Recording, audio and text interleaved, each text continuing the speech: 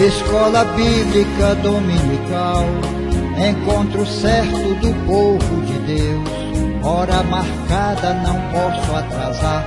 O Senhor espera pelos filhos seus. Durante a semana estudo a lição. Aos domingos sou o primeiro a chegar. Quero aprender mais, ouço com atenção. A Igreja Unida está em oração. Professor presente, vamos estudar. A minha classe é pontual, atenciosa e exemplar. Responde certo o questionário e a oferta sempre tem pra dar. Venha você participar também, tenha certeza que vai ser legal. Qualquer pessoa será bem-vinda à nossa escola dominical.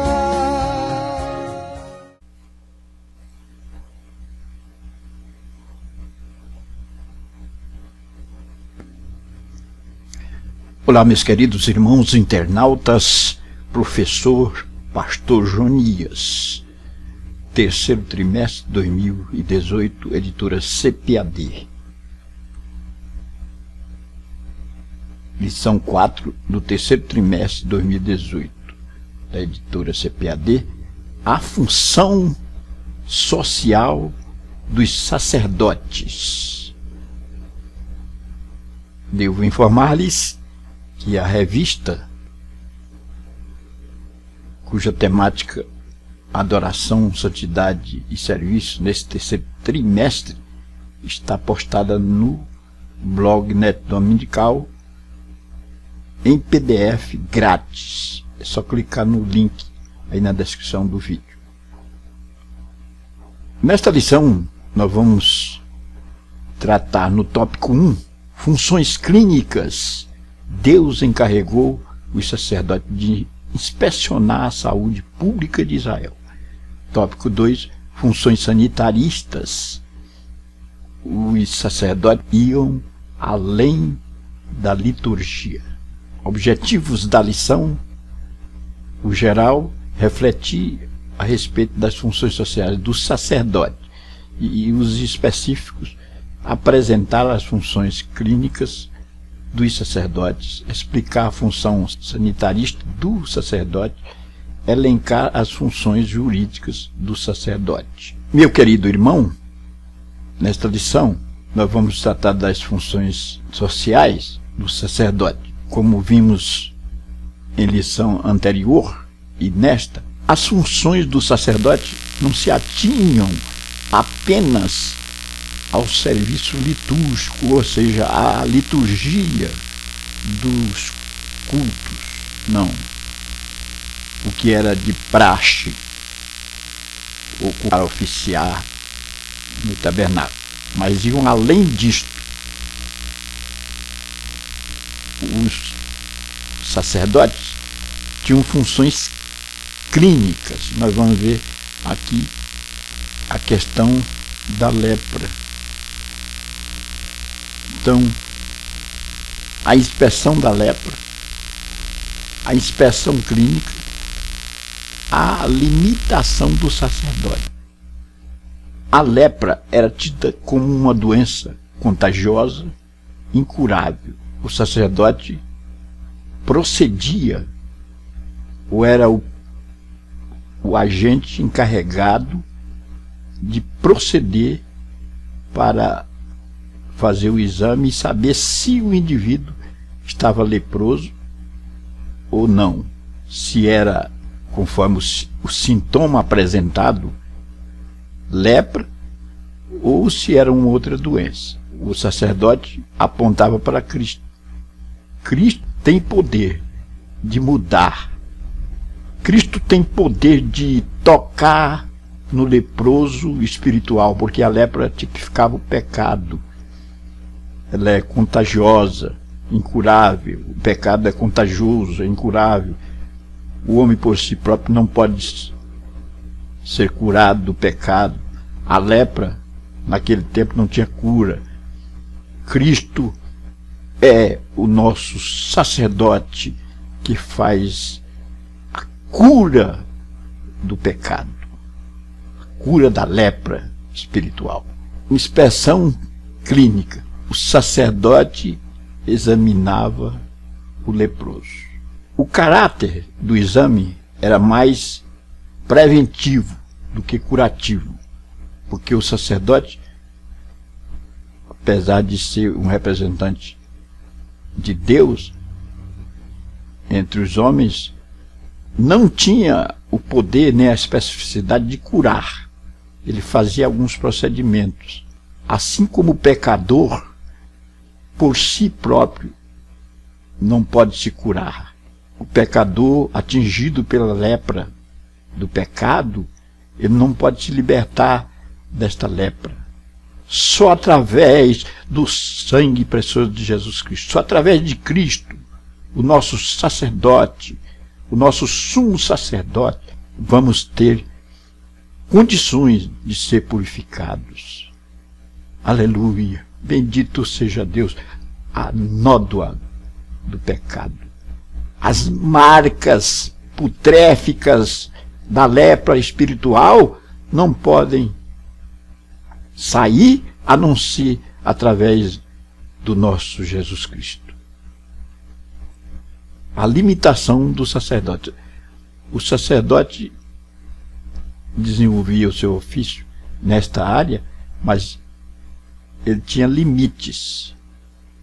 O seu caráter de atuação era preventivo e não curativo, porque o sacerdote não teria poder de curar o leproso.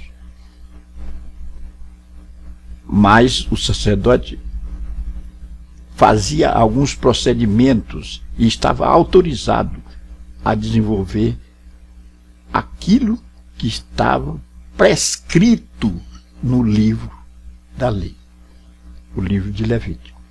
Por exemplo, o sacerdote fazia a purificação do leproso. Nós temos aqui todos esses elementos que já aprendemos em lições passadas, de outros trimestres, os elementos que entravam na purificação do leproso. Por exemplo, aves, 2 aves para aqueles que eram pobres, limpas, o pau de cedro, o carmesim, isopo, o vaso de barro e águas puras da fonte cristalina. Estes elementos entravam para a purificação do leproso. Temos hinos e referências sobre o carmesim que era uma espécie de inseto que era criado, e essa cultura de insetos servia nesta área. Eram insetos vermelhos, por isso que se fala do sangue carmesim. Isopo, que era uma árvore, e esta árvore tinha a especificidade de fazer o procedimento da limpeza. Todos esses elementos entravam aqui para a purificação do leproso. Funções sanitaristas. O povo de Israel não tinha disponíveis médicos, pessoas especializadas, sanitaristas, que eram pessoas que cuidavam da saúde. Isso era uma prerrogativa dos egípcios, que tinham esses privilégios. Como Israel não tinha estes agentes capazes de cuidar da saúde, poderiam ficar à mercê do destino, e aí Deus determinou a Moisés que utilizasse os sacerdotes para exercer funções sanitaristas. Função sanitarista do sacerdote. O sacerdote era um especialista em saúde pública, assim como um sanitarista é um especialista em saúde pública. A ele cabia o dever de cuidar da saúde pública, de zelar pela população para evitar o foco de doenças, epidemias e outras coisas mais. A lepra na casa. Uma característica da lepra na casa era rachaduras nas paredes com estas características aqui inerentes. Quando se apresentava assim, uma determinada casa, então o sacerdote a examinava. Se esta casa fosse, se nela fosse constatado que ali tinha a lepra, então as paredes eram raspadas ou até demolidas e tiradas para fora da cidade. O sacerdote tinha autoridade para assim fazer. Caso não persistisse a lepra, então o sacerdote aspergia o sangue do cordeiro ali naquela casa. Já vimos isso em lições em trimestres passados.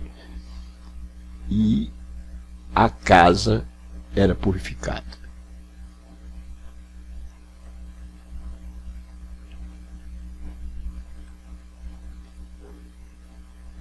A lepra nas vestes. A lepra também prevalecia nas vestes. As vestes salpicadas de lepra eram vestes impuras e teria que ser levada ao sacerdote. E este sacerdote a examinava e até queimava essa roupa para que não fosse propagada a lepra no meio da população. Isso aponta para as vestes brancas. A lepra representa o pecado e que pode contagiar e contaminar a todos. Mas Cristo tem o poder e a especificidade de embranquecer nossa indumentária espiritual e nos fazer limpos. As nossas vestes poderão ser limpas, aleluia, pelo poder do sangue de Jesus Cristo. Cristo tem poder.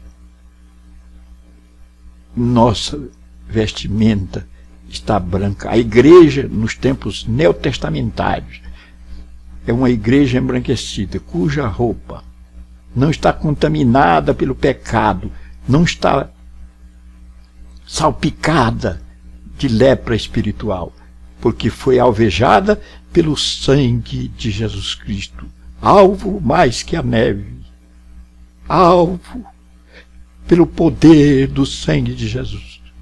A brancura da nossa vestimenta espiritual agrada a Deus, porque passou pelo processo do nosso sacerdote Jesus Cristo, com o seu próprio sangue nos purificando. Aleluia. Oh, glória a Jesus. Isso mostra que a roupagem do velho pecador passou a ser branca, passou pelo processo de purificação em Jesus Cristo. Nós vamos agora para a última parte, que são as funções jurídicas.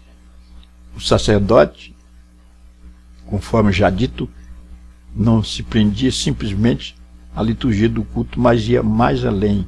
Ele também era um juiz. Ele exercia o papel de um verdadeiro juiz. E aqui nós vamos ver nas funções jurídicas: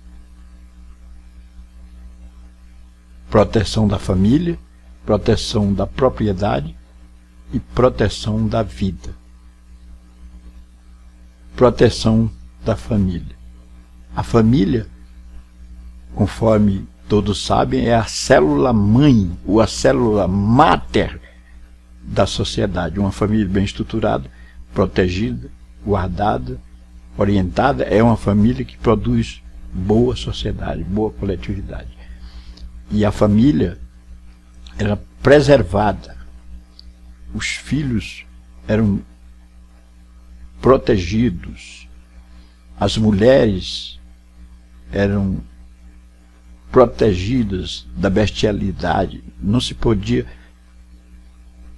cometer incestos, adultério e coisas assim. os animais eram protegidos. Já tinha na lei um encaminhamento para bem orientar animais. Nós vemos nos tempos modernos uma preocupação muito grande quanto à questão da preservação dos animais. E os animais eram preservados. A criança era bem orientada e protegida.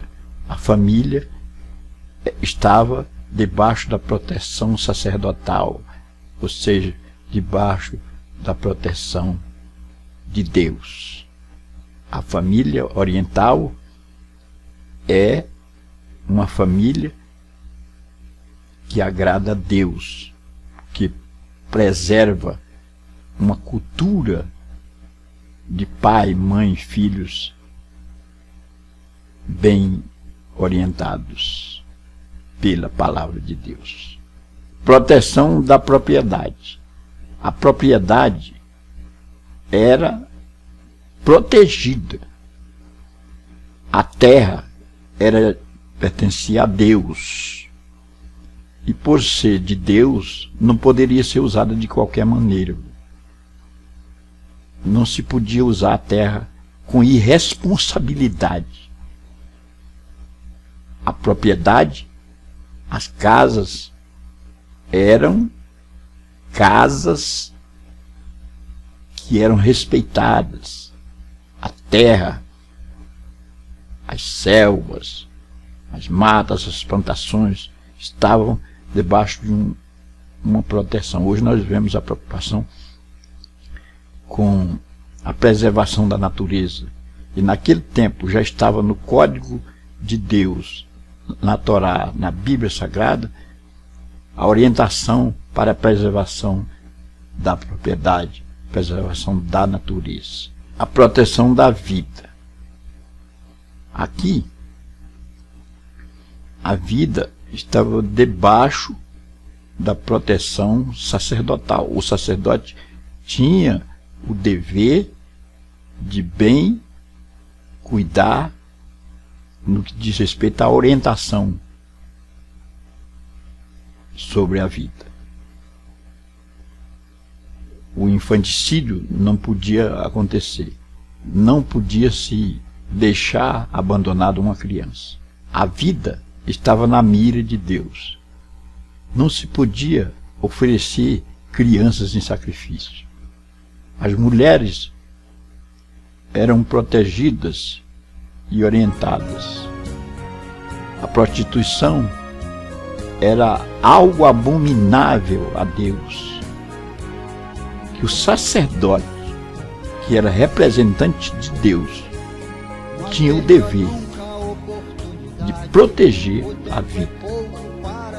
E quando eu falo a vida, não só de crianças, não só de pessoas, mas de plantações, de animais. O comentarista quer nos passar a realidade de que a vida, de forma geral, estava debaixo da proteção sacerdotal, porque o sacerdote era o representante de Deus. Conclusão: a aliança do Senhor com a tribo de Levi era firme e bem conhecida de todo Israel. Eis porque seus descendentes deveriam ser o mais alto referencial da nação no que tange a palavra de Deus, a instrução e a administração da justiça. Malaquias 2, de 4 a 6. Se o Senhor exigir a excelência e correção dos levitas no Antigo Testamento, como devemos nós agir no âmbito do Testamento Novo? Que o nosso culto seja marcado pelo amor a Deus e ao próximo. Sejamos, pois, uma fiel referência em todas as coisas. O Velho Testamento é a sombra que aponta para o futuro. Assim como o Senhor providenciou os sacerdotes, representantes dele entre os homens, hoje nós temos os pastores e Cristo, o nosso sacerdote, que bem nos representa junto a Deus. A vida de excelência exigida dos sacerdotes nos passa uma realidade para os tempos neotestamentários. Precisamos estar, assim como os levitas, em estado de excelência para bem agradar a Deus. Que possamos absorver dessa lição este conteúdo extraordinário e jogar em prática. O questionário está na lição postada em PDF lá no blog Net Dominical.